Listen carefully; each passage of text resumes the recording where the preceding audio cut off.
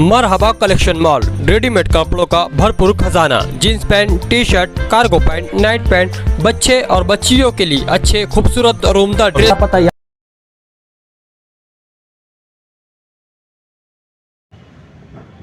मैं बीजेपी को मुबारकबाद पेश करता हूं।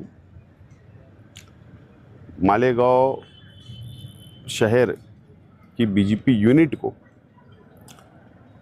मुबारकबाद देता हूं कि बीजेपी का काम एमआईएम के एमएलए ने कर दिया,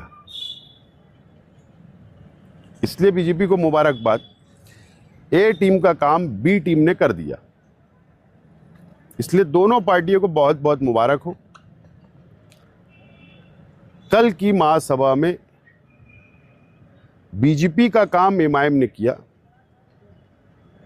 हमने एसआईआर का सर्वे का मुद्दा इसलिए महासभा के अंदर सेकुलर फ्रंट और कांग्रेस पार्टी ने लाया था प्रस्ताव तजवीज़ कि मालेगांव शहर की आवाम का एसआईआर का सर्वे मुकम्मल हो, लेकिन हंगामा करना ये बीजेपी की स्क्रिप्ट, जो बीजेपी चाहती वो स्क्रिप्ट एमएलए साहब भी बोल रहे हैं और कल की महासभा में भी दिखा, खुलकर दिखा है।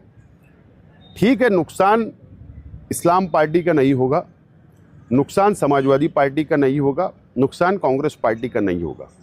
अगर एसआईआर का सर्वे मुकम्मल नहीं हो पाया, ये शहर की आवाम का नुकसान है। और नुकसान जाने दो, ये बहुत बड़ी कानूनी आफत आ सकती है मुस्तकबिल में, फ्यूचर में, ऐसा मैं मानता हूँ। अब हंगामा करके मीडिया के ज़रिए ये बात तो गली से लेकर मुंबई तक और मुंबई से लेकर दिल्ली तक पहुंच जाती है। मीडिया के ज़रिए, पुलिस डिपार्टमेंट के ज़रिए रिपोर्टिंग होती है कि ऐसा ऐसा हुआ, किस वजह से हुआ, तो भले एसआईआर की वजह से हुआ। अब जो हम तजवीज़ पास कल की गई है, अब जो हम सरकार की, कलेक्टर की मंजूरी लाना चाहते हैं, इलेक्शन कमिश्नर ऑफ इंडिया की मंजूरी लाना चाहते हैं, मुझे ऐसा लगता है उसमें रुकावट बन सकती है अब, क्योंकि तुमने 100 लोगों को होशियार करने का काम किया। इसलिए ए और बी टीम को मुबारकबाद। बीजेपी ये कह रही है कि आसिफ शेख और मुस्तकिम डिग्निटी, इन दोनों के खिलाफ में उन्हें दाखिल होना चाहिए, क्योंकि नए एसआईआर सेंटर जो शुरू किया आपने कोई गैर कानूनी, आप ये लोग तो वहाँ पे लेके बैठ रहे हैं। ऐसा है, हम न कल डरने वाले थे, ना आज डरने वाले लोग हैं, और न कल की फ़िक्र करते हम।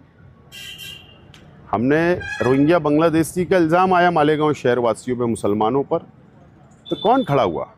अरे हम ही खड़े थे ना, आज भी खड़े हैं, डरे क्या? तो ये केस करना, एफआईआर करना शेख आसिफ पर, मुस्तकिम डिग्निटी पर, तो ये सब हवा वाली बात है ना। इससे ना हम डरने वाले नहीं है, हम और लड़ने वाले हैं। हमको और एनर्जी मिलती है, ताकत मिलती है जब ऐसा कोई बोलता है, हम और लड़ेंगे। हमने ये वादा किया है शहर की आवाम से, शहर को बचाने के लिए हमको जो करना पड़े हम करेंगे। किरीट सोमैया से कह के इस बारे में भी एसआईटी बना देंगे, ऐसा बीजेपी कहते हैं। अब उसको सपोर्ट कौन कर रहा है? अगर बीजेपी इस तरीके की बात करती है कि हम एसआईटी की स्थापना करेंगे एसआईआर के सर्वे के ऊपर, तो ये बात को कोई वजन नहीं था, कोई वजन नहीं था।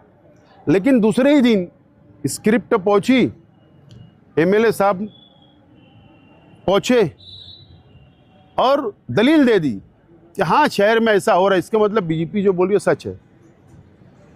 तो अब अगर ये शहर को मुसीबत में ही डालना चाहते तो ये उनके पास सरकार है, वो कर सकते हैं, लेकिन हम लड़ने वाले लोग हैं, हम कानूनी तौर पर लड़ेंगे।